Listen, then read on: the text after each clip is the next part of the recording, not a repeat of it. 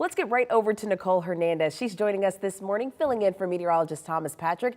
And Nicole, if you didn't like the heat yesterday, you're really not going to like it today, huh? Not today, not tomorrow, not the next day. We're talking hot temperatures, and not just hot for Spokane, but like real hot temperatures. And Channing, you were in Texas, I lived in Phoenix, and this is comparable to those desert temperatures for the next few days. That's because we're under an excessive heat warning that will bring our temperatures starting tomorrow into the 100 degrees across our entire region. You can see all that pink, that's excessive heat warning. And the places that aren't under that are under a heat advisory. So our entire region seeing these excessively above average temperatures. For now, what that means for our overnight temperatures, though, here in Spokane, looking very nice, already almost to 70 degrees. And it is at 6 a.m., 68 degrees here in Spokane. Similar warm temperatures for the morning hours across our entire region as well. 70s already in Wenatchee, 69 in Moses Lake, 68 here in Spokane, 64 in Coeur d'Alene, and in Sandpoint at 55 degrees. They're our coolest so far right now, but everywhere is warming up. That's because of those sunshine icons that you can see. Absolutely nothing but sun over the rest of the day.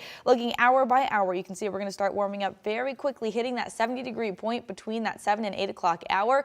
We are going to be at 80 degrees by about 10 a.m. and then into the 90s around noon, seeing a high of anywhere between 96 and 98 degrees today. Now, as the heat wave rolls through our region, the city of Spokane is increasing the hours of 4 of its libraries to help residents stay cool. They will be open from 9 a.m. until 8 p.m., offering an air-conditioned space to cool down. But some homeless advocates say that the city's plan won't reach the most vulnerable in the community. I wish the city had coordinated with social service providers, with medical providers. Those folks know who is at risk. And they're not necessarily going to be looking for help. Barry Bearfield with the Spokane Homeless Coalition says last year's plan for cooling shelters included a document listing cooling resources available and even transportation to those facilities. But this year, he says, the list is short. Now, of course, this excessive heat also means that some outdoor events will be canceled. So today, Spokane Riverfront Eats is canceled, and tomorrow, the Kendall Yards Night Market is also canceled. Now, both events will be back next week after the heat comes down just a little. We will continue to monitor other outdoor events happening across the Inland Northwest, and we'll update you if there are any more cancellations this week. Now, another thing that we'll be keeping an eye on is the Sky Ride at Spokane's Riverfront Park. A spokesperson with the city's Parks and Recreation Department tells us that when any cabin reaches 100 degrees inside, the ride shuts down. And that means operators stop loading in new passengers and they cycle through those that are already on the ride. Cabin thermometers have been upgraded and operators monitor them regularly throughout the day. Operators will sometimes run the ride without passengers in order to cool the cabins down, but typically the ride reopens in the evening hours. Now, another thing that you should be aware of is how hot your car can get in these hot temperatures. Temperatures heat up a lot more quickly inside your car. So check out this graphic from the National Weather Service. If it's 80 degrees outside, in just 10 minutes, it could feel like 99 degrees inside a car. And after an hour, temperatures could top 123 degrees. Now, according to the Spokane County Medical Examiner's Office, 20 people died from heat-related causes last year. Gonzaga's Climate Center mapped 16 of them looking for trends. Many of the deaths were in or around downtown Spokane. Most of the victims were in their 60s and 70s. The oldest was 84 years old, the youngest 36 years old. Now, the heat isn't just impacting humans, it's also impacting our furry friends as well. KREM 2's Malia Kamal actually spoke to a veterinarian, and she's joining us now this morning with more on how we can keep our pets safe in all of this heat. Good morning, Malia.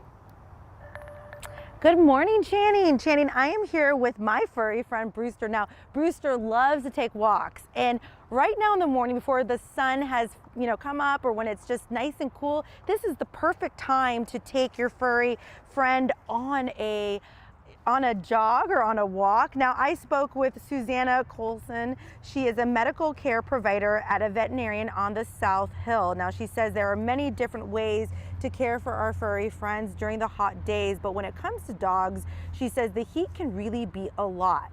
So she says that walking your dogs early in the morning or late in the evening is the best time. Also, if you want to check to see if the pavement is okay for your dogs, you should put your hand, the back of your hand, on the pavement for 5 seconds. If you can stand the heat, then it's fine. If your hand burns, it's too hot for your dog. Signs like diarrhea or excess Pantene means your dog is having a hard time dealing with the temperature.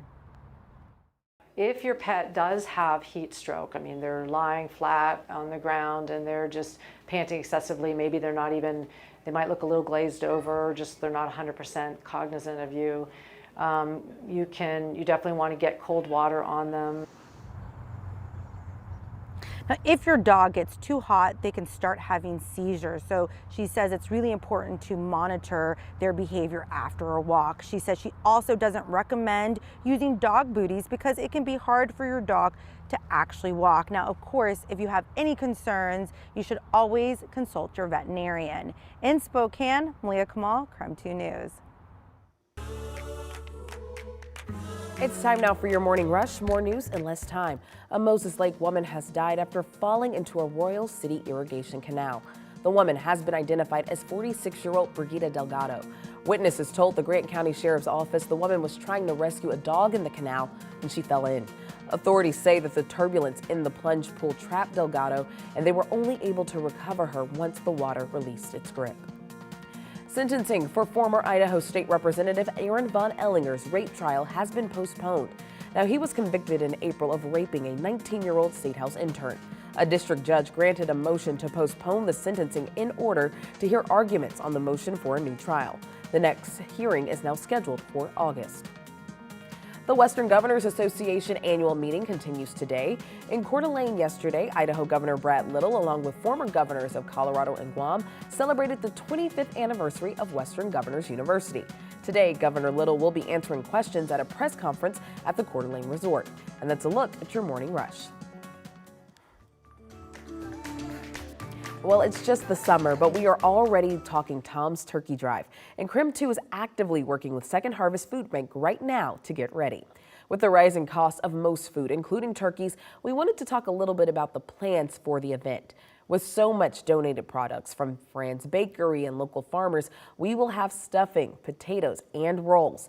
Also, Second Harvest has secured cans of green beans and even pears.